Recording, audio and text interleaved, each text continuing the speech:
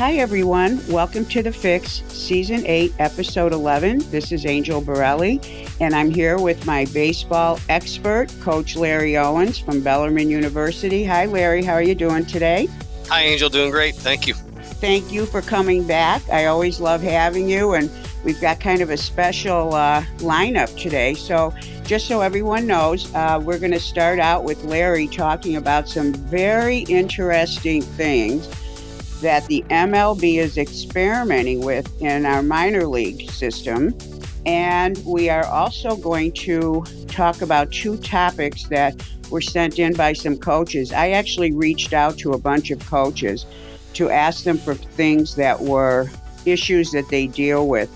And we have one question, which is fantastic. So we'll be talking about, should pitchers throw BP? And the other question is on our favorite topic to cover, which we can never cover enough, which is on running for pitchers. So we will be visiting those topics. But Larry, I want to start off with you. And, you know, when you and I discussed this the other day, you know how upset I got because I am the defense attorney for the pitchers. Mm-hmm. And it feels like when you explained all the changes, that they were giving all the advantages to the hitters. Right. And I just, I just felt like it was taking something away from the battle, you know, when you give somebody so many different things. So I'll be interested for my listeners to think if they feel that way too. So anyway, you sent about 4 or 5 things. So I want to first lead you into this, but before we actually get into the new stuff, on our last show, you talked about that they were in one of the independent leagues experimenting with the mound being moved back a foot. And I, in the meantime, have asked a bunch of pitchers about this, and their answers were all the same. And it was interesting. What have you found out about that? Has there been any results from that or anything going on? I didn't dive too deeply into the numbers in regards to whether it, led to more offense. I think generally speaking, the information that I've seen, not data, but information I've seen just from hearsay from other folks, that, it did lead to some higher scoring games. It did lead to some run production, but I don't know, that's a big change. That's a whole foot, and guys are, for the longest time from the time they're 13, 14 till these guys are likely in their low to mid 20s. That's a pretty precise skill, and to have it moved just to maybe increase offense or whatever reasons they had for doing it. It's experimental, but for whatever reasons they had, I don't get it. I don't buy it. I don't like it. I'm not a fan of it, but it is. It's what they're doing in independent ball. I don't know exactly. I think it's the American Association. I could be wrong, but I know it's in one independent league.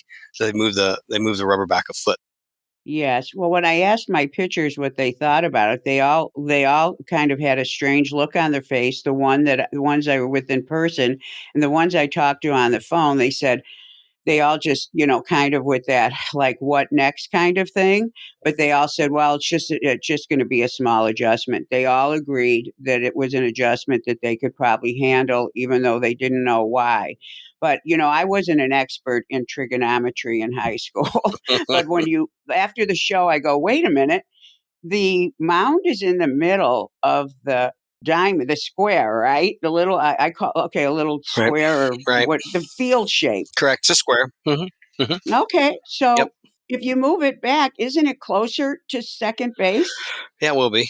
Mm-hmm. Okay. Because I thought that was weird. So speaking of bases, one of the things on the list of changes that you mentioned is something about they're going to change the width of the bases.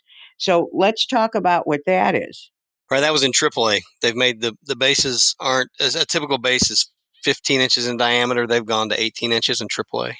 So it's kind of a strange. I think the reasons I've heard or been told were, one, to protect the first baseman, and this base is supposed to be maybe it's a less slippery surface, a little more tacky surface maybe, but they want to eliminate injuries at first. I guess sometimes when you get some really close plays, first basemen are a little exposed from time to time, which has happened forever, but they wanted to eliminate those things. They also want to increase stolen base attempts. because if the bases are 3 inches wider in diameter, that's from first to second, immediately that's 3 inches closer because of the common starting spot on the foul line of the base. And then an inch and a half closer from, the second base would be an inch and a half closer based on how large second base is. So that's a total of 4.5 inches closer to each other, which I think from talking to some folks that have been in AAA, I mean, I think it has increased it maybe a little bit, but I don't know. And then the other reason, which I think is ridiculous, is they think it's going to increase offense, batting averages, so to speak, on base percentage. Battles put in play, but if the runner is closer to first base because the base is larger, well, the first baseman is even closer to the throw because of where the base has to start on the foul line. So it's kind of a push in that regard. But player safety, first base, and they want to increase stolen bases. It's kind of weird. I went to go see a game here in Louisville. One of our former players came back and played, and it was noticeable. I mean, it was when they were putting the bases out. It was the bases are. I mean, just the look. Looking at them like, wow, look at that. It's different because it's only 3 inches, so it's an inch and a half on each side, right? Correct. To me, I'm like going, wait a minute, is that really going to make a difference? But you said it was visually noticeable. Oh, absolutely. Wow. Different. I mean, that was the first thing going to the game. I didn't think anything of it. Then I'm at the game and I see them put the bases out. I got there before they were getting the field ready, got there after BP, but before the game started. So they were getting the field ready, and they, the grounds crew had the bases out and they were getting ready to put them in. And it's like, whoa. And I was like, yes, that's right. They weren't going to increase the size of the bases. And yeah, oof. I do have a thought about something because I always look at it from a performance and from different aspects. So now the runners who have been running, they hit and run, and they know where that base is, and they kind of intuitively know how to hit that base and make sure that they're, hitting the base before they go on to second. How much tripping went on? No, I don't think that really had. You don't think that would matter? No, I don't think it would at all. So you think that the running pattern of the runner would be able to adjust immediately on a distance that they know exactly where it's at, and so now the base is happening sooner? Yeah, that wasn't an issue. I think I'd be talking mostly about when they're running around the curve. Hitting the cutting bags, hitting the corner. No, it didn't. I didn't think it made that much of a difference. So I think it was I think the biggest difference that it made, it may protect the first baseman a little bit. I get it, but I think that it did indeed. I mean, you're a little bit closer and guys are out and safe by inches from time to time. So it is probably, they're trying to encourage stolen bases because of the way the game's changed, because of how offensive it's gotten in regards to they want to lift everything, hit home runs and doubles, or mostly home runs, hit the ball in the air, and strikeouts have gone up. So as a result, there's not a lot of balls put in play in the big leagues. The ball put in play percentage is as low as it's ever been. Strikeouts are as high as they've ever been. There's more strikeouts than hits for the past, I think, at least 2 years. So, offense is down. So they're trying to inject something into the game to make it more, offensive, to make it more appealing to fans, because they want fans to go to the game, because fans, attendance has dropped over the past 3, 4, 5 years as well. So they're trying to do something to inject some energy into the game, and this is one of them. And maybe it helps in that way. I don't think it's going to make a bit of difference in regards to guys adjusting, running the bases, cutting bags. I don't think that's a big deal. Okay. Well, so that brings me to another, I thought, interesting item. So now we're talking about they want more guys on base. And now we've got an interesting, I think it's in low A, a new rule about the pitcher being restricted to the number of times he can try to pick off the runner, in a little punishment rule if they do it a third time. Could you explain what that rule is? Yeah, in low A, I think I reached out to a couple guys I know that are managing and working in pro ball, and I think they've stopped doing this about halfway through the season. I think they tried it, and then boom, maybe the league just decided they're going to stop doing it. But it was definitely a rule, and I can't say for sure that they're done with it, but I know they have been doing it. They limit the amount of times you can pick off attempt during a particular hitter's at bat. So if I'm facing you, you're hitting, and I'm pitching, and we have a runner at first base, For example, I can only throw over there twice during your at bat. If I throw over a third time, if I don't pick you off, if you're not out, if you're safe at first, then it's a balk, or they treat it like a balk, and they advance the runner to second. Other things, other little nuances of the rule. If I pick the first while you're running, while you're hitting, runners at first, and I pick the first base, and then the next pitch you steal, and you're still hitting, I only have one more pickoff attempt that I can try. Once I do that, then the third attempt you have to be out or the runner advances. They one kind of weird thing about that rule is that it happens quite often with men on base. A pitcher's getting assigned from the catcher, and he kind of gets either confused or wants to restart. If that pitcher steps off the back of the rubber just to kind of reset and then re-engage with the rubber, that counts towards that pickoff attempt. Oh, wow. And so at times I've heard from some managers, at times, I guess in the beginning it got the word was circus. It got to be like a circus. Like it got to be kind of crazy with, I'm sure arguments ensued, and I'm sure some crazy things happened. But that was one thing too. If you get your sign and you come set and you just, you step off. Well, that counts. Now you can't. And so once again, they're trying to encourage base stealing. The game changed the way the way young execs want to play the game, and the way young instructors want to teach the game. They want to teach them to lift the ball from an offensive standpoint. And so, like we talked about, like I said a minute ago, offense is going to suffer a little bit. Strikeouts are up, home runs are up, sure, but the strikeouts are up. Not a lot of action. Nobody steals bases. They don't think it's worth the risk, and so they're just trying to. I think the commissioner's office is trying to do these experimental rules in different leagues to see if it does, encourage base stealing. I think that by limiting the number of chances, or limiting the number of times you could have a pickoff attempt or attempt to pick off somebody, throw to an occupied base, I think if you limit it, I think that would certainly encourage. Or I'm sure then the players would figure out a way to manipulate it.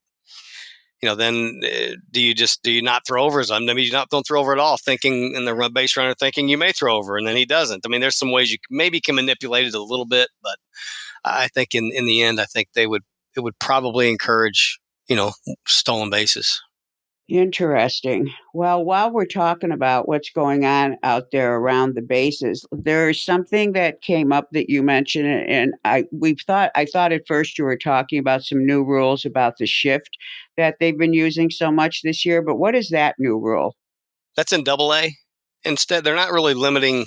When I first read it, or when I first heard of it, I misinterpreted it. I thought they were talking about they wanted two guys on each side of second base. That's not the rule. In AA, they want to keep the infielders have to keep their feet on the dirt. They have to keep their cleats within the outer boundary of the infield dirt when the pitch is delivered. So I think in essence that kind of maybe discourages the shift a little bit, because when you shift, typically you'll see them shift against left-handed hitters, and they'll shift over. The shortstop will shift over onto the right side of second base, over on the first base side of second base, and then the second baseman will go play in shallow right field. So I think to eliminate or maybe discourage shifting, instead of eliminating which side of the bag you can play on, they've just limited. Well, if you're an infielder, when the pitch is made, your feet have to be on the infield boundary of the, where the cutout is in the back of the infield. Got to be in the dirt. So Wow. and I have my own opinions about this stuff, but I don't, it is what it is. I'm not a big fan of it. I think players should dictate how you play the game. I don't, the game's great, and it's everything was fine with it, and now we're wanting to change everything because of offense and the offensive changes that have been made, and now they're changing the game. I let the players should dictate that. It would come back. I think the shifting would have been eliminated. Guys would learn how to hit the ball the other way again. Guys wouldn't be so stubborn and wanting to pull everything. So I don't think you need to. I don't think you need to mandate who can shift and who cannot. You play wherever the heck you think. Play where you think they're going to hit it, and roll with it. Interesting. Interesting. Well, this last item that was on the list is the one that made me most mad. But Yeah. so now there's an unusual thing, and I don't know what level they tried this at, but let's talk about the new way the pitcher has to make his pickoff move. Right, and I believe this one was in high A, I think. Maybe in low A. High A, they limited the number of throws. I'm reading a text. And low A, they limited the pitchers in such a way where you had to step off the back of the rubber before you could throw to an occupied base in a pickoff attempt. So, Easy for a lefty, not so easy for a righty. well, kind of. No, they make you step off completely off the backside of the rubber. Well, they made the left-handers do that as well. And the problem with the left-hander is, the left-hander is able to, right now in every other league in the world, you can, as when a pitcher comes set facing first base, he lifts his right leg to pitch. Well, he also lifts his right leg when he throws to first base. So he doesn't have to disengage with the rubber. Right. He steps So right. that's an advantage for a left-hander, no doubt about it. Right. But they've taken that away from him. So now they would make the left-hander step off the back of the rubber before he has to throw the ball to first base, which gives the base runner a huge advantage. But what I think, and they had to do it in high A. They had to do that in high A, where they have to step off. So if I'm a left-hander, I'd never lift my leg to pitch. So the very thing they're trying to encourage, again, they're trying to encourage stolen bases. The very thing they're trying to encourage, they're going to discourage. And I think I heard that once again from some guys, that I know that are coaching and playing in A-ball, they stopped doing it because it's ridiculous. If I'm a left-handed pitcher, I'm never going to lift my leg. I'm going to slide step every time.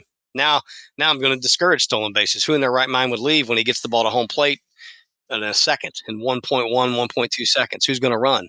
Nobody. So the very thing you're trying to encourage, you're discouraging. With the right-hander, it certainly makes you slower to throw the ball to first base because you have to step off the back of the rubber. So, that puts the base runner at an advantage in that point with the right-handed pitcher. But with the left-hander, I don't think it puts the base runner at any advantage at all. Actually, I don't know why you'd run, because if I'm a left-hander in high A, I wouldn't lift my leg to pitch. I'd learn how to slide step. But then it's odd because then when you get moved up and you got to go to double A, then you got to lift your leg and because you got to Exactly. change again. So Yes. it's just, I don't know who made up these rules. So in low A, they limited the number of pickoffs. In high A, they made you step off to throw to occupied bases. Double A, all the infielders on the dirt, and triple A, the larger bases, all in an effort to make the game appealing to an audience that, because of all the changes that have been made in how we're teaching the game, primarily offensively, I think.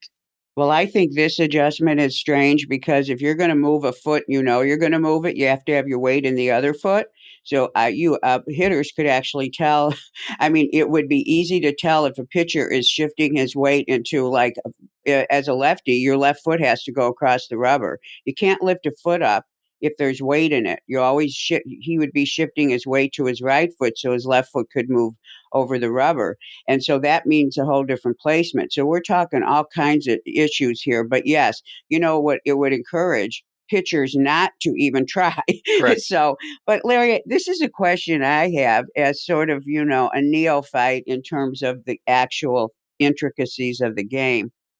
If you had a room full, and I think you alluded to this, if you had a room full of high school coaches, college coaches, minor league coaches, maybe even major league coaches, and you had a room full of some pitchers and hitters, and you all sat around, would you be coming up with these changes to the game? Or is there a room full of people who they're they're more business people that are looking at because I'm trying to figure out why you would even mess with the game that in my opinion is so traditional. I mean, it's so traditional in so many ways that where they don't change, but yet when it comes to this, is there somebody that's looking at, like, when you keep talking about changing the game or the speed of the game, or we want more of this and we want that has to be addressing needs of something outside of the game, like people who watch it, money that comes in, the time on TV, the length of commercials. I mean, it sounds like we're talking about a group of people that are different than the ones playing the game that are trying to make changes because they all sound a little strange to me.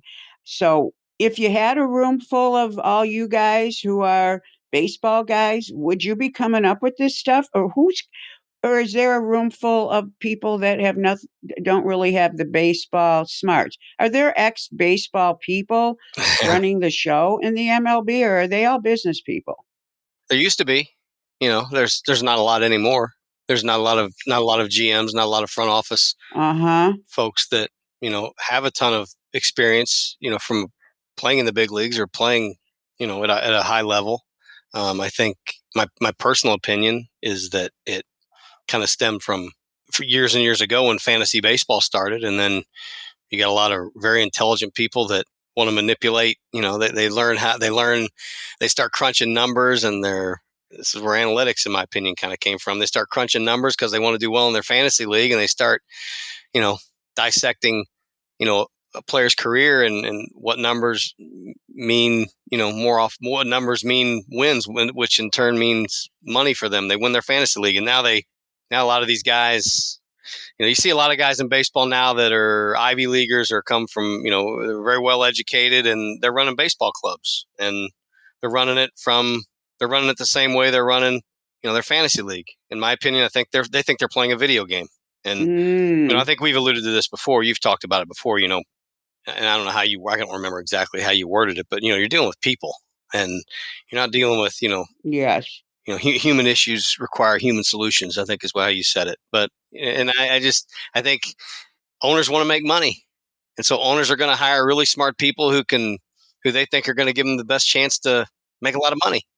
And I think that's what this is all kind of stemmed from. And so now they're seeing attendance go down, and, the pandemic didn't help, but now attendance goes down, and folks aren't coming to the game primarily because of not fun to watch. Not fun to watch a lot of guys strike out more than they get on base. There's no action. And now the owners in Major League Baseball are trying to make it more enjoyable to watch, more exciting to watch. So they're injecting these rules, experimental rules in the minor leagues to kickstart some excitement, or I don't know. It's a very odd way to do it. I wouldn't do it. If I use the example of the shifts, if you want them to stop shifting on you, hit the ball the other way. Learn how to do it. Exactly. Exactly. That to me to me that is the strangest thing. So the hitter's up there, he sees all the guys move to where he hits. Well, what person in their right mind wants to, take advantage of that? So that so hitters must be like really cemented into exactly where they put the ball, which is really kind of a strange thing to me. But, it's interesting. So just before we move on to our next topic, hear people say a lot, people who aren't into baseball. You'll say, "Oh, are you into baseball?" They go, "Oh, no, the game's too boring." And I look at them and I'm like, then you're not engaged in the game. That just because they see guys standing out in the outfield and that everybody's not moving for a certain amount of time, everybody's just in one place. Then a pitch is thrown. Something might happen, something might not.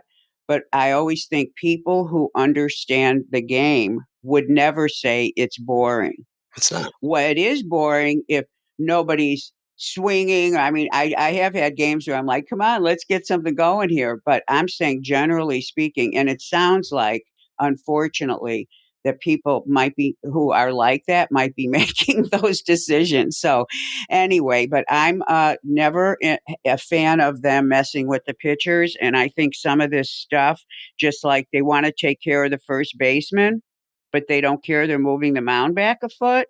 I mean, there's so many things that don't make sense to me. But anyway, fortunately, I don't have to deal with those sorts of things. And my condolences to you for having to deal with them, even just hearing about them. So, well, what stinks is I don't even watch baseball much anymore. I don't watch big league games because there's so many things that to me are just, it's not. I don't know. It's the shifts and the stubbornness, and there's other things. You can't pitch inside, and the catcher's on one knee. I'm not a fan of a lot of that stuff, so I just don't watch it. yes, yes. One of the changes that I hate, which is coming up now, is when they change the wild card to one game. I hated that. Yeah, I don't know if I'm a fan of the wild card to begin with, Oh, but yeah, interesting. I kind of like. But I mean, that's why they went to the three divisions. So except for the wild card, but I don't know. I'm not a big fan of that. I kind of like the old school, American League East, American League West, National League East, National League West. Having ALCS and the World Series. That's what I kind of enjoyed. But I get it. Things I can live with it. It's not. It's not like I can live with that much more than I can some of these other changes, especially these experimental rules. Yes. Well, at least now we still have all you college and high school coaches who are still thinking with their brain and trying to figure things out. So let's move on to the question that came in from Coach David out in the Midwest. And he's one of my listeners, and he frequently calls and has the most interesting questions. And he wrote this email, and I want to read it exactly. He said, "Hi, Angel. Do you think having pitchers occasionally throw batting practice is beneficial? I did this a lot as a player, but have never asked one of my pitchers to do this. The BP throwing would be done with the catcher and at 60 foot 6 inches, but would be at 70 to 80% effort. I've avoided this in the past because I favor full speed bullpens, but our head coach wants me to consider this for the fall. He thinks this would be a better look for our hitters than having a coach throwing from 40 feet and would allow our pitchers to work on their motion." I loved this question. And Larry, I'm going to let you weigh in after I talk about it. Hmm. Hmm. I loved this question because there's so many elements to it. So, and I think all of you know that when I approach a question, it's never to say, do this, don't do this. It's to teach you what it is that you need to know in terms of concepts so that you can put it all into your head and then come out with the best answer that it works for your team. But so the first thing that I want to mention is let me address what the head coach is thinking first. I love number one that he's thinking that he wants the BP to be a little bit more normal. I couldn't agree with him more on that point. Having a coach stand behind an L screen and throwing the most ridiculous pitches I sometimes see, and then the coaches themselves get injured in their shoulders. When I see this being done on a field, I shake my head because it's called BP. They're practicing hitting balls that they would never see in a game because they're facing real pitchers. So I'm not sure what kind of practice the hitter's getting, and the request that the pitchers do it at 70, 80%, if that were possible, and I'll address that in a minute. The hitters are not even seeing full speed. So I'm not sure how effective that kind of practice for hitters would actually be. Is actually the way it's constructed now. I've always wondered about it. I have a lot of issues with things that I see hitters do because hitters, they're like golfers. The ball flight, the sound of the ball hitting the bat, the distance, the speed. When you're practicing a skill, you should be practicing it as close to what it is that you're actually doing, what you're going to do in the game. So, in terms of the hitters, I'm not sure this would be beneficial. But in terms of what David's concerns are, and David, you're right on the money with a number of things here. So, first of all, let's talk about this percentage myth. So, I attended an ASMI conference, which is a Sports Medicine Institute conference, and there was a researcher out of Southern California that works for one of the teams, and actually, he was either the physical therapist or something. They did tons of research, and in the research, they see when people do throwing programs, bringing guys back from rehab, if you look at a traditional, not a current one or not mine, you'll see, okay, we'll let the pitcher throw the first week at 50% effort, and then we go to 60%. And the whole program's based on percentage of effort increases. So here's what they did. And I already knew this just because I've been a strength and conditioning coach for so long and I know about muscles and effort. They experimented. And when they told, and so they experimented, of course, with what pitchers really throw. And then they said, okay, now throw 50%. The pitchers never threw less than 90%, even when they thought they were throwing 50%. And when you said throw 70%, they were throwing over 90. So the deal is that when you are working with a percentage, you are not going to get what you think you're asking for. That's number one. Number two, let's talk about skills. So we learned this, and I've said this many times. I had the most wonderful motor control professor at one of the universities I attended when I was working on my master's. And he talked about when you're teaching skills. And he said the most awesome thing to me, and I've never forgotten it. He said, when you're first teaching the movement patterns, you're teaching through the brain. So you kind of have to make them think. It's just like if you've ever taken a dance lesson, you'll go one foot this way and the right foot does this. And you know how clumsy it is when you're actually thinking through your footwork because you're in a different part of your brain. So when you're first teaching skills, let's say pitching or hitting, you have to have it be sort of in a sequential way, and you have to know yourself that what you're doing is you're in that phase where you're teaching the movement. But if it is a skill that has to be done at a certain speed, which is fast, pitching is done fast, hitting is done fast, hitting driver fast, serving a tennis ball fast. There is no halfway. So for you guys out there that swing a club, if somebody said swing, hit driver, 50% effort, you couldn't do it. And if you did, it would be the worst mechanics ever. So when you're teaching, working with a skill, and you're practicing that skill, and David, here's where you're right on, the pitcher has to go full speed. The body has self controlling measures, self controlling things inside the body. So when he throws his first pitch, which to him will feel like normal effort, it's normal effort for the amount of warmed up he is. He's not going to throw too hard.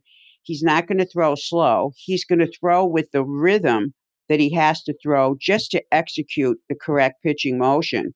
As he gets more warmed up, that pitch is going to be harder, but his motion isn't going to look that much different because he's moving at what he can call full speed at that time. You cannot ask an athlete who's supposed to be doing something and the regular speed of that skill is a certain way. You can't ask him to do it on a percentage basis. Number one, he won't do it to the percentage you think he's doing it.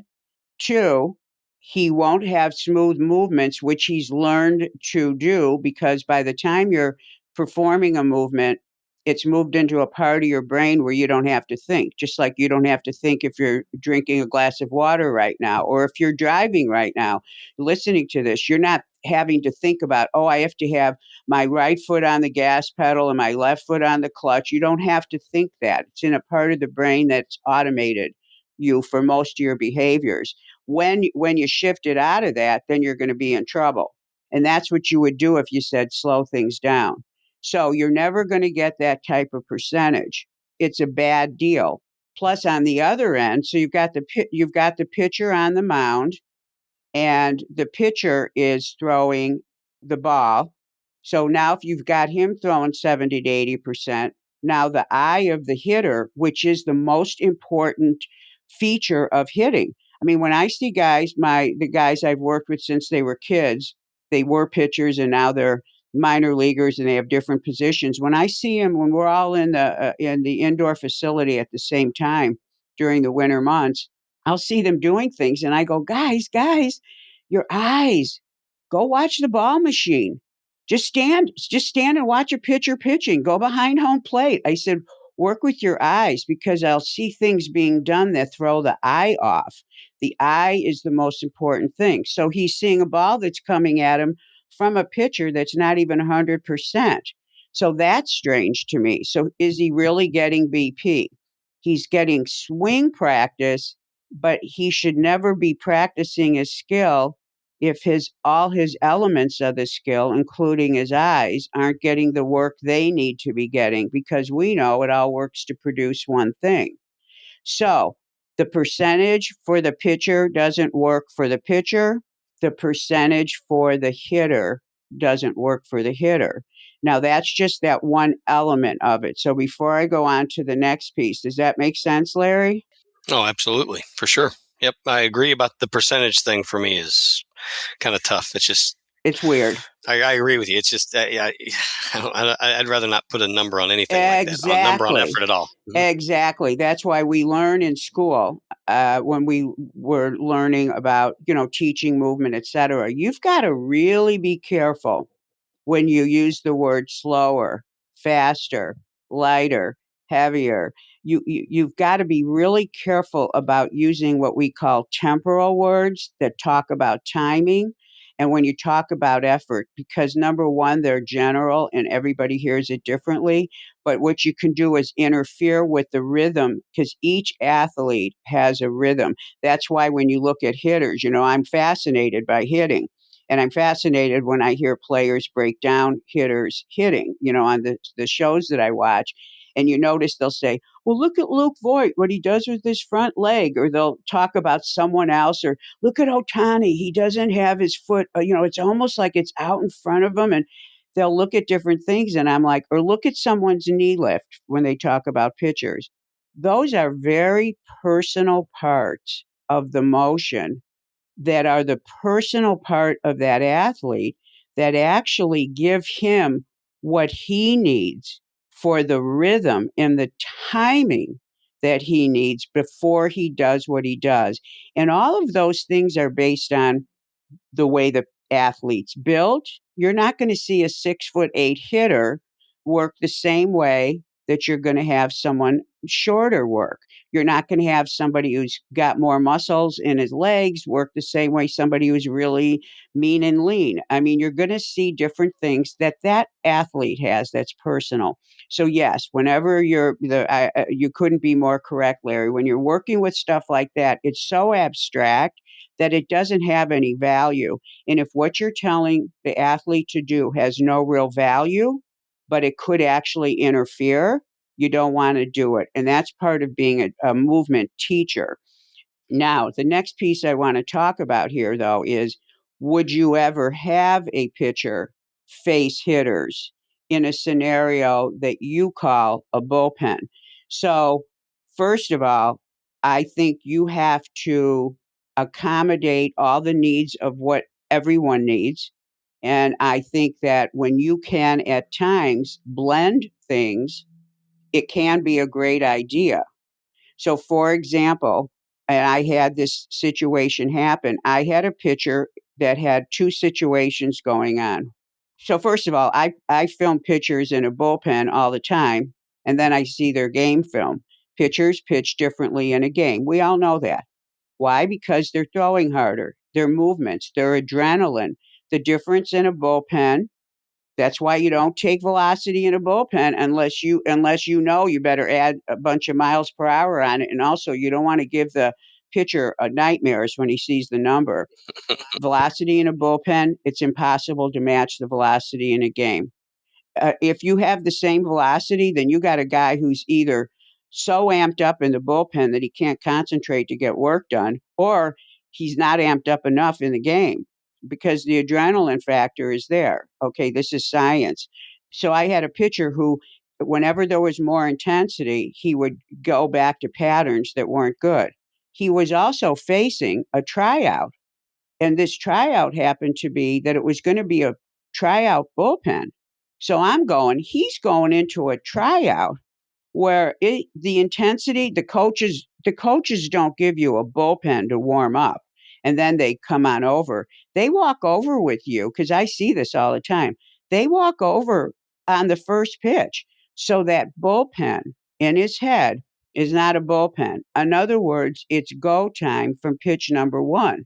So I'm like, what am I going to do here? So I hired a hitter. We went out to the field. We had, I always have a catcher, and it was the same catcher that had been catching him. And I hired some hitters, and I said, you have to know when you're playing catch that you're not going to have a bullpen before the coaches are watching you. So you want to play catch effectively, get really warmed up. We did some extra things. So he goes to the mound, and when he went to the mound for the first pitch, I had the hitter stand in. I said, "Don't swing on the first 12 pitches." And the pitcher knew he was doing that. So he had to bring it. And then of course after that he started swinging because now he wanted to start dialing in his other pitches. He was warmed up. His tryout went beautifully. But what happened was he was able to train his intensity to be higher than it normally would be so that he could actually be evaluated. So I was able to evaluate his mechanics and make adjustments into that bullpen because I had created the right environment that he was going to need to have, to make this tryout work for him. When we were done with this, it was so great. We did it 3, 4 more times. And then he went and had his tryout. It went great. The catcher said to me, I have never seen a better bullpen. He said, we need to do this more often. I said, I agree. So I agree with bullpens that are designed to produce a result. I see too many guys going out there with no game plan for their bullpen.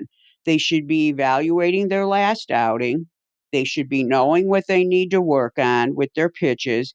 They need to stay with a pitch that's not working until they get it, not like, oh, my changeup doesn't work. Okay, well, that changeup didn't work. Well, let me throw a fastball. No, you can work on sequencing later. Stick with the changeup until it works. I mean, it's what we do in life anyway. So productivity in the bullpen is essential. And David, like you said, you want to see them with full speed. Absolutely, because that's what they're doing in a game. It shouldn't be two different animals. Now, when you are in a bullpen, and another one of my coaches had intercepted this email because David sent it to the whole group. And he sent me a text. Alex, this is Coach Alex out in North Carolina at a junior college. And he loved the question. And he said, well, I don't like the idea of doing it because this could be a mental thing. He said, when are the guys going to have the safety to work on their stuff if they're always facing hitters?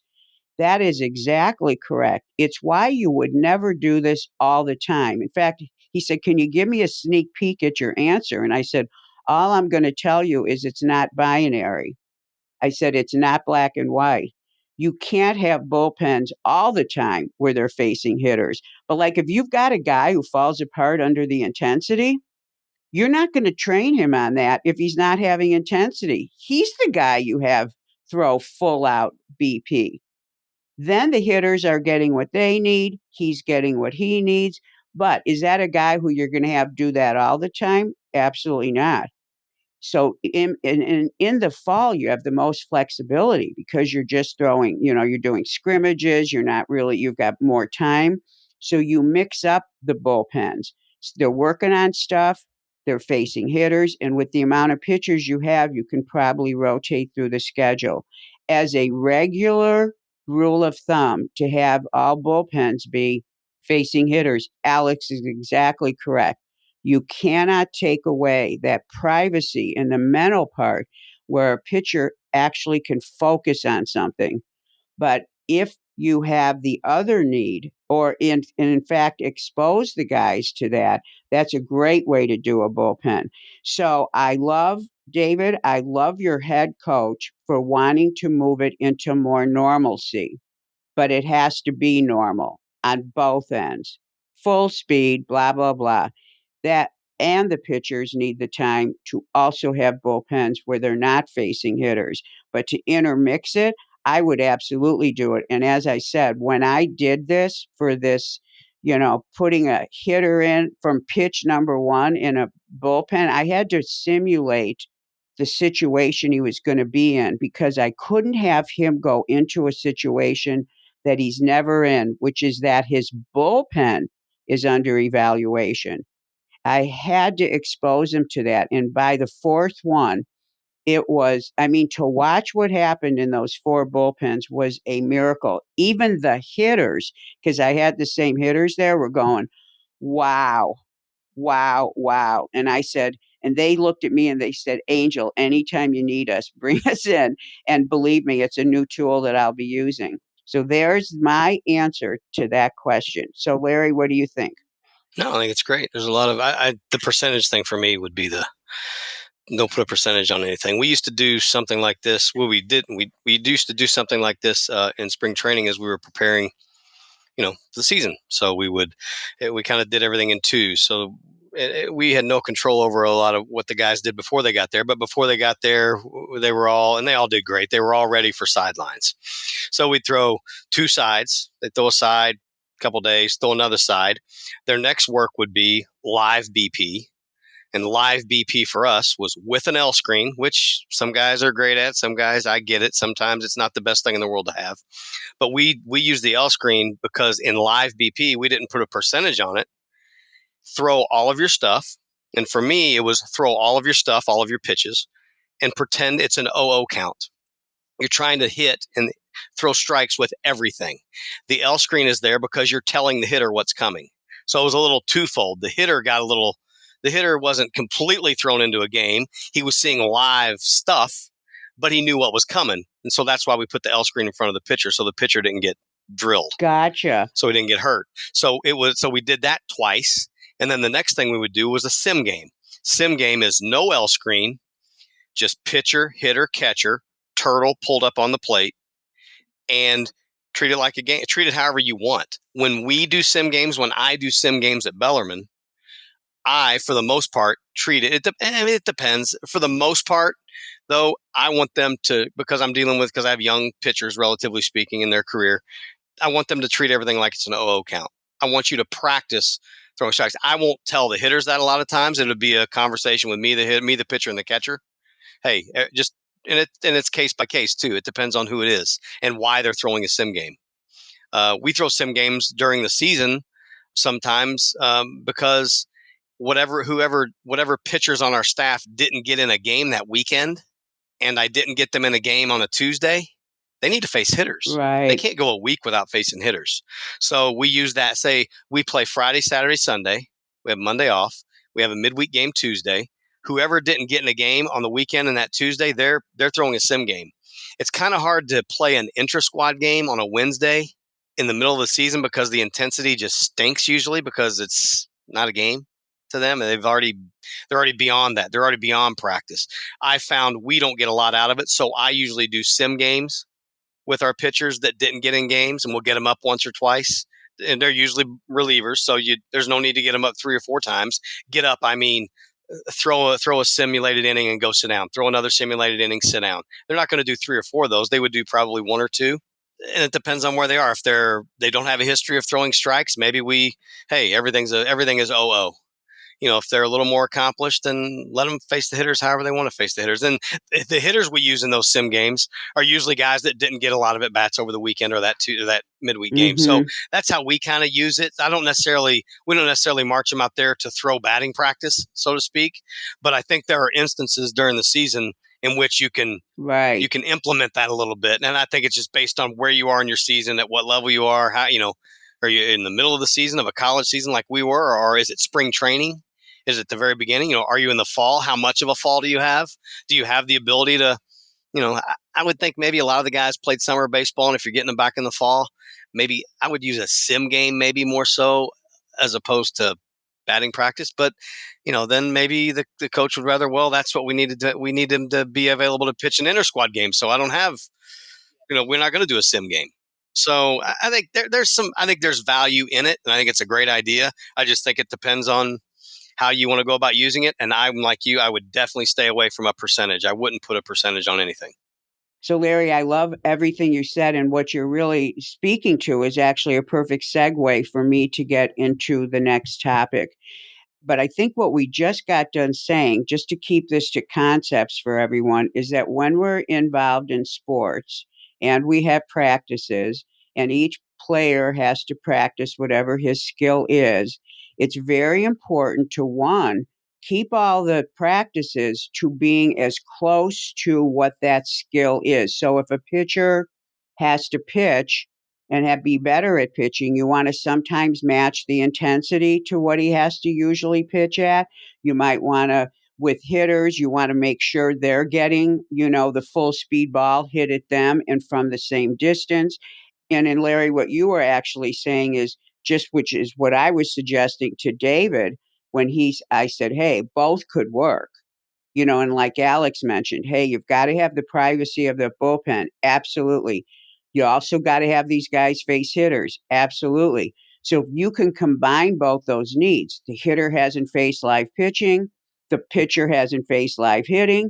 Hey, let's do something today. Doesn't have to be a simulated game. It can be, hey, you two guys, we need you two over here doing this, or however you can do it. But incorporating and sitting down and planning it out gives you an opportunity to have each person still practicing their skill, but with a little bit of more heightened intensity, which these are heightened intensity skills. And so they absolutely need to be practiced in high intensity. And this is one way to do it. And always remember this with pitchers. They're not at their highest intensity in a bullpen. Anything you can do, even, and so when we're just doing straight up bullpens, before my guys go back to spring training, we always start with someone standing in. Then we start with live hitting. Then we start with blah, blah, blah. We move it. And all this is a discussion I have with the pitcher, and we decide together what it is he needs. So, yes, having these combination situations, but you can't have it be just one or the other, because pitchers absolutely need, after facing live hitters, they need time to accumulate themselves before they face a live hitter game, especially if it's a competitive game.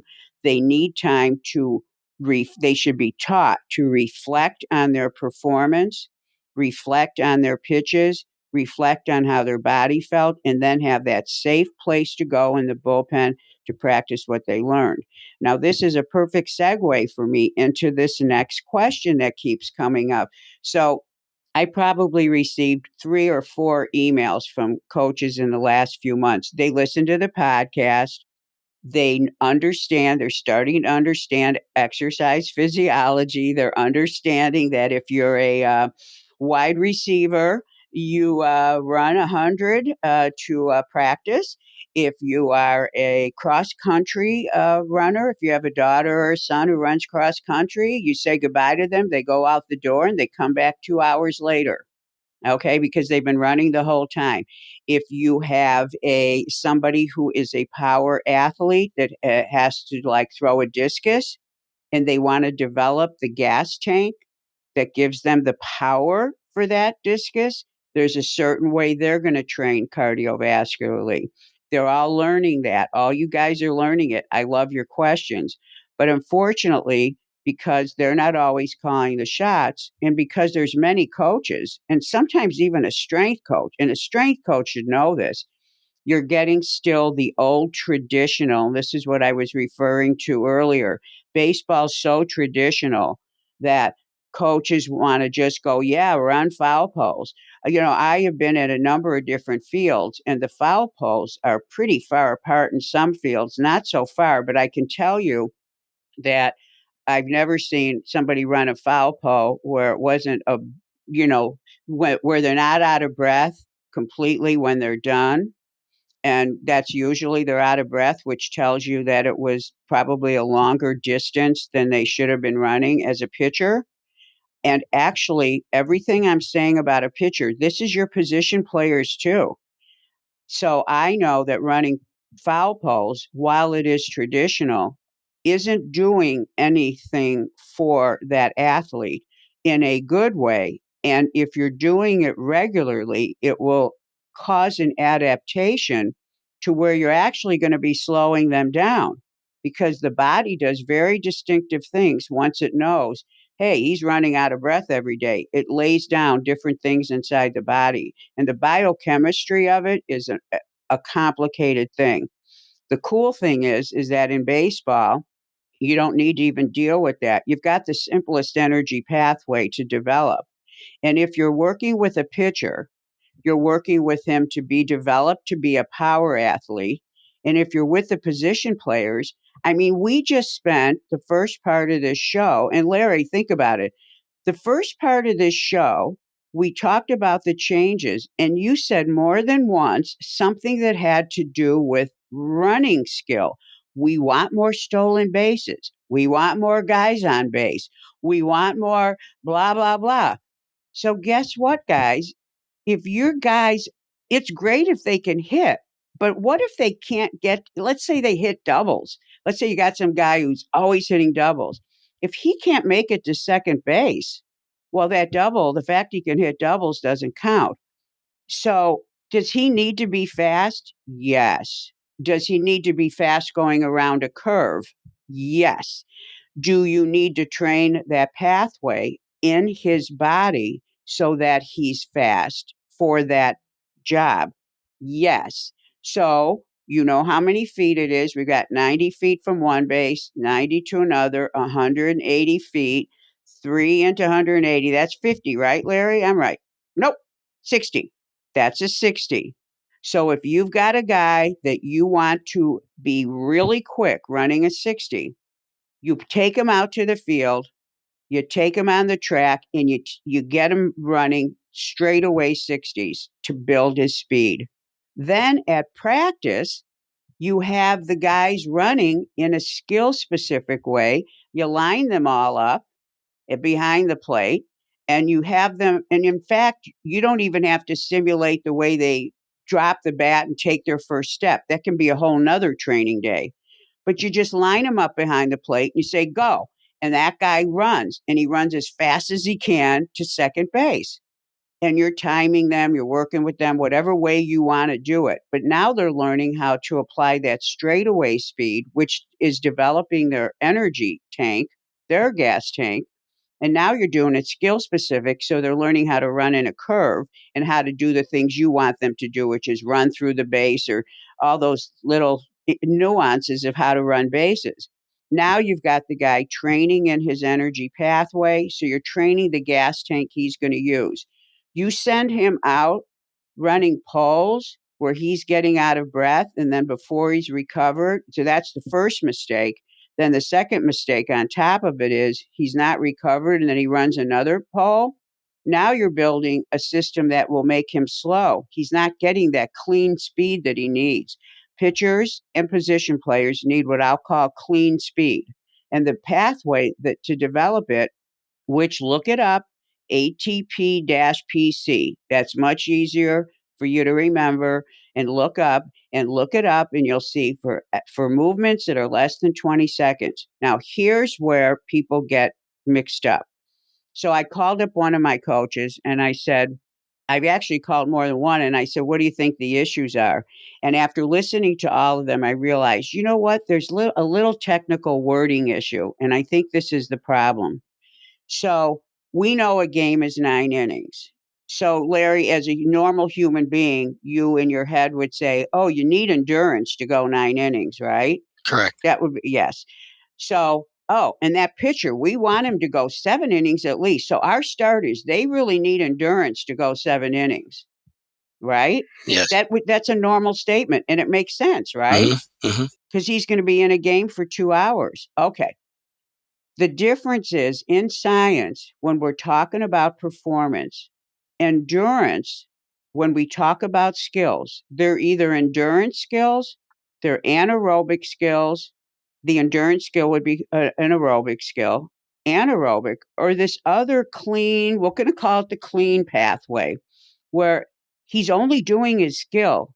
It takes less than a second to do his skill. He's got about 15 to 20 seconds, depending on the pitch clock, to throw his next ball. 17, I think, is what one of my coaches, my pitchers told me the other day. What the exertion he did in that one pitch, everything he produced in his body to have the muscles contract that hard, the lactic acid, it eliminates, it removes itself out of the body before he throws the next one. That's why the ATP PC cycle has no lactic acid associated with it in terms of buildup. The anaerobic has the biggest buildup, and the aerobic has probably some, but the anaerobic, the out of breath stuff, it's the worst. And the body builds things to handle that. You don't want those things in a clean athlete's body, the athlete who's got clean fuel. So you don't need endurance, quote unquote. You need power repeat ability. And that's what you're getting when he's throwing in a bullpen this season and he's throwing 25 pitches. Then he's throwing 29 pitches. Then he's throwing 39. You get him all the way up to 79. Now, what are you doing? You're training his power repeat clean energy system.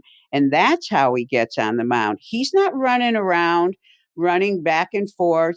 And the guys on the base, unless the other team, unless you guys have hitters that are hitting home runs, first pitch, blah, blah, blah, even the runner who ran his butt off to get to first base, unless something happens right away, he is not going to be out of breath. He will have full control. And the times that he does, still all the way around the bases. How long does it take to run the bases, Larry? Oh goodness. Like a Hmm. an in the park home run. What is that? Probably 18 Do you seconds, know? maybe. You're really flying 18, 20 seconds, less than 20. Exactly. Listen, 20 seconds. It's about 20 seconds for that pathway to use up its gas. And when it uses up that gas, it goes into the next pathway. So, guys, there's no reason you have to match the skill to the energy pathway. That is a terminology I just used that if any of you guys don't believe me, Google it and you'll be seeing skill specific energy pathway, the time of the skill. This is one of the first things you learn, even in undergraduate exercise physiology. You learn the intricacies of it at a higher level of education. But this is basic for people who study what I studied. Doesn't matter what level you're at, you absolutely, this is the ABCs. This is kindergarten stuff. It's one of the first things you learn in the first week of school. So a freshman in college would learn this probably. So the issue about the running is critical in the sense that I think that you're not understanding that what you do in any training medium, whether it's lifting weights, running, let's just use lifting weights and running, you are messaging with what you do to the inside of the muscle and to the physiology what it is you're trying to accomplish. The body responds in like. So if a bodybuilder is training a certain way, he is training a certain way because he's messaging the muscle to get bigger. If a Olympic weightlifter is training, you're training the pathway. By the way, it's the same as you baseball players. You're training the pathway that says, I don't care if I'm big. I need to be fast. And to be fast, they get strong first, not bigger, stronger. Bigger and stronger are different things you message the muscle to do when you're in the gym. When that guy's strong, then he makes that strength fast. That's called power. You are messaging. So when you tell your guys to run foul poles, that pitcher is messaging, or that position player is messaging his muscle to, hey, I got to be able to handle running out of breath. So what am I going to do? Well, I got to get rid of lactic acid. So the body starts laying down things to help it conserve itself so that when he's out of breath, he can still keep going. And you don't want the body doing that because it takes away from the ability to be powerful. So one thing is to remember every activity you have them do is messaging the inside of the body. That's why I don't like hitters hitting balls that are thrown from the side, because you're messaging the eye to try to pick up balls that are coming in from the side. And the hitter has to be really good at seeing the ball coming at him. I don't like that because you're messaging incorrectly. You're messaging incorrectly if you tell a pitcher to pitch at 70% or even to play catch at 70%. That's an incorrect message too. You're incorrectly messaging the inside of the body. If you're saying we want you to be able to run for a long time and be out of breath, that's crazy. And it's really crazy if it's a pitcher. And do you want the pitcher to have that kind of quick ability? Absolutely. So you're actually training the pitcher to have the kind of fiber in his muscles that actually lights up to the brightest level. And that is what that clean energy pathway does. So to everyone who's asking this question, first, keep asking them. This is a topic that I cannot revisit enough. I think you all know it was a chapter in my thesis. I've mentioned this because I'm passionate about this. And it's the first thing I noticed, the way pitchers weren't being trained right. When I said, wait a minute, when I learned all this, I said, wait a minute, And I would see, at school, the baseball players running a mile. They would actually have it be a test that you had to run a mile in like less than X minutes. And I'm like, so now that pitcher has to take time out of his training before he reports to school to train in an endurance sport, which by the way is going to make him slower. And now he's taking time when he should be practicing as the kind of athlete that he is. So if you are at all confused about this, I'm always here to help explain it. I've given you the way to look it up if you don't believe me. But if you can start to make these small changes, now here's what you're also going to see. You're going to see guys with a big smile on their face. Now, when you do the running is important. And Larry, you asked me a question about that, didn't you, when we were talking the other day? Yes, I did. Is there a better time to do different types of running, so to speak, or sprint work based on where they are in their recovery? I pitched a, Right. he pitched he pitched in a game last night. He's a reliever and he threw one inning. He's a starter and he threw six. We're not to inter squad games yet. We're throwing sidelines. He's got a side today and he throws another side in 3 days. Is there a certain type of work that is better or worse at a Okay. particular time? Excellent question. So I wish I could say this is what you do with all the guys, but you have to have a conversation with them, and it's different from every start. Okay, number one, let me give you the rules. You don't ask. So we're trying to, when you run, just like David was saying, he wants his bullpens to be full out. And I'm saying absolutely they need to be because they're full out athletes. And even though they're full out in a bullpen isn't the same as in a game, they still need to train full out. And I studied to be a speed coach way back because I was fascinated with the 40 because I knew that pitchers should be running 40s or 60s. And the speed coach, who was a very famous speed coach, said, if you are running your guys with 40s and they come up with a time slower than what they do, and then they do it a second time, practice is over. There is no 80% day. There is no light day. See, when you're an endurance runner, you're training for a marathon, you have light, medium, and heavy days. And anyone out there that's a distance runner knows what I'm talking about. But somebody who is the kind of athlete that's a pitcher, because we're only dealing with the short distance, it's got to be 100%. So here are the rules. And I ask each, because of course I have to train my pitchers in all modalities when they're working with me in the off season or even in season. How sore are your legs the day after pitching? Ah, they're so sore. That's not the day they run. When's your next bullpen? Let's say this is on Monday, their legs are sore. My next bullpen's on Thursday. Okay. How sore do your legs get? How sore are your legs the day after you just sprint and you haven't done any anything else? Oh, they're not sore at all. Okay, so if they don't get fatigued in their legs, they could sprint. They could do one running day could be the day before they pitch. It can't be the day after. Most guys want it in the middle. So let's say the coach goes, well, they're going to be in the gym training legs later today. That's okay because guess what? If you're training them correctly on 40s, and the key element to this is that they don't do their next start, they don't start the next run until they completely recover with their breath. I mean, it might take them 2 minutes to recover from a 40. It'll take less and less as you train them more. But if they're getting full recovery and they're running 8 to 10 of those bouts, they're not going to be sore and they will be able to train legs later that day. So they can't train when their legs are sore from pitching. They can't do the running when their legs are sore from something they did in the gym. So you find that middle day where you run them. You never work on speed when an athlete is fatigued because that 4.540 runner, he's going to run a 5.1. And so he's not really training his skill. So you don't have baseball practice and then say, okay, guys, go out and run speed. I mean, think how you feel when you come home from work. And listen, you can light the guys up at the beginning of practice and say, guys, you're running 60s right now. We want you to run from first base to second base.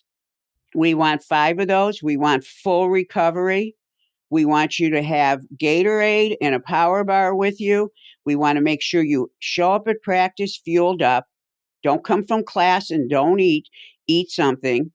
We want you to line up at first base. We want to see 460s, 560s, whatever it is that you think is right for your team. When you're done, you go in, wipe off the sweat, drink a Gatorade, take some bites of your power bar. You give them 5-10 minutes. You say, okay, now let's start practice. You will have guys that are so lit up for what they're going to do. Their motor units will be going. The fire's going. They're not tired. They didn't stress their nervous system because anaerobic training stresses the nervous system, but quick bouts that take it's going to take a few seconds. All you're doing is turning their lights on. You're going to have some happy guys. That's one way to get some quick, skill-specific running in. You can even say, hey, go from first to third.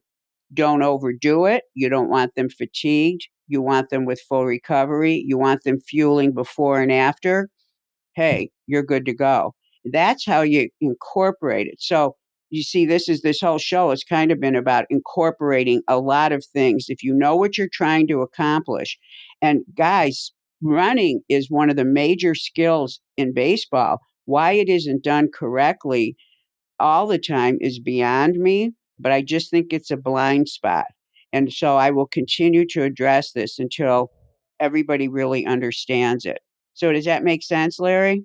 Yeah, interesting. Would it be okay to, like, in a particular bout of, legs are fine, we're fresh, it's a great day to do some of this type of work, mix up 40s and 60s? Or is it Absolutely. one day hey, we're going to run a 40, then you recover, now you're going to run a 60, then recover, alternate them? Or is there No. one day it's all 40s, one day it's all 60s? Is it okay to mix everything up? Yes, whatever you want. In fact, on the same day, you can have them run 100 if they're on the track. That just like blows them out. Most of them, all of them will do it in 15 or 16 seconds or less. If a guy's running 100, it takes more than 20 seconds. You may not want to have him do that, but that would be unusual. So, but yes, you can mix it up. The 40s and the 60s are essential. Use your field. Guys love being on the field practicing. They have to learn how to go in a circle to their left side. That is a very distinctive type of running, to run in a circle. So running straight builds what we'll call absolute speed, and running the bases. So you're incorporating two important skills. And in fact, you may even, with this knowledge, be able to get even more fancy with how you're going to do it.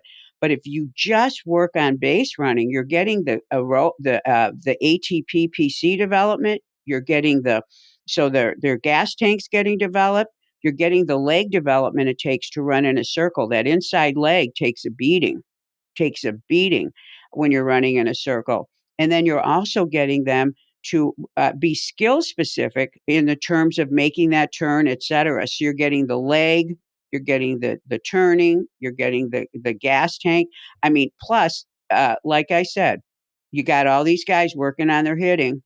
Well, if you can't make it to the base, the hitting doesn't matter. So it's one of the primary skills of baseball, and it's probably the one that's handled the most incorrectly. Interesting. It is interesting, isn't it? Very, very, very. Yes, every month when I write my check to my student loan, I put thank you, because it is the most important loan I ever took out in my life, and it will last beyond my life. So I write thank you. I'm not kidding. But yeah, knowledge is power. It really is. So, and again, pick your strength coach's brains. They should know this stuff. And if they don't, make them go research it and figure it out. So, or have them call me. So anyway, well, today's session was so great. Larry, thank you so much for all your input. No, thanks for having me. It's awesome. It's fun. So everyone, you will be able to hear this podcast anywhere where you get your podcasts, and Angel Borrelli Pitching on YouTube. It will be there. And if you want to email me, please email me at angel@gymscience.com. And you can go to my website, which is www.gymscience.com or angelborrellipitching.com. So have a great day. We will be back at you soon. And thank you for being a listener.